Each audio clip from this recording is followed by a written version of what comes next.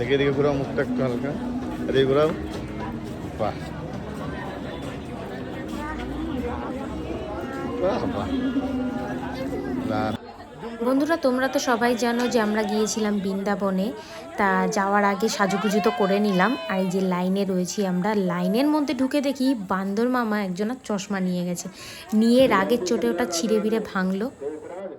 মন্দিরের অবস্থা তো তোমরা দেখতেই পেলে। আমি এত ভিড় ওইখানে কোনোভাবেই ভিডিও করতে পারিনি।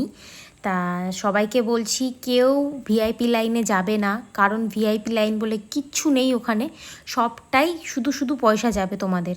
আমরা 400 টাকা দিয়েছি ভিআইপি লাইনের জন্য, কিন্তু আমরা ভিড়ের মধ্যেই ঠেলে গুঁতে কোনো রকম ঢুকেছি। আর পুজোর প্রসাদটা হাতের থেকে নিল, নিয়ে ওদের পুজো কমপ্লিট, নিয়ে আমাকে একটা লাড্ডু নিয়ে নিল ওরা, তারপরে আমাকে প্যাকেটটা ধরে দিয়ে দিল, হয়ে গেল পুজো। কেউ যাবে না। আর এটা হচ্ছে নিধিবন, আমরা নিধিবনে ঢুকেছি, সব কটা গাছ ধরে ধরে প্রণাম করলাম। এই যে আমাদের বাচ্চা মেয়েটা আগে আগে দৌড়াচ্ছে। আমাকে কেমন লাগছে তোমরা কিন্তু কমেন্টের মাধ্যমে জানাবে, তোমরা কিন্তু কেউ জানাও না, চুপচাপ ভিডিও দেখো। আর এই যে এখানে দেখো কত বান্দর, আমি টেনশন করছিলাম যে ফোনটা হাত থেকে না নিয়ে নেয়। তারপরে ওখানে একজন বলল ভেতরে ঢুকতে পারে না, ঢুকতে পারলেও এক আধজন হয়তো ঢুকতে পারে, ভয় নেই। তাই জন্য নিশ্চিন্তে ভিডিওটা করছিলাম, তাও ভয় ভয় ছিলাম।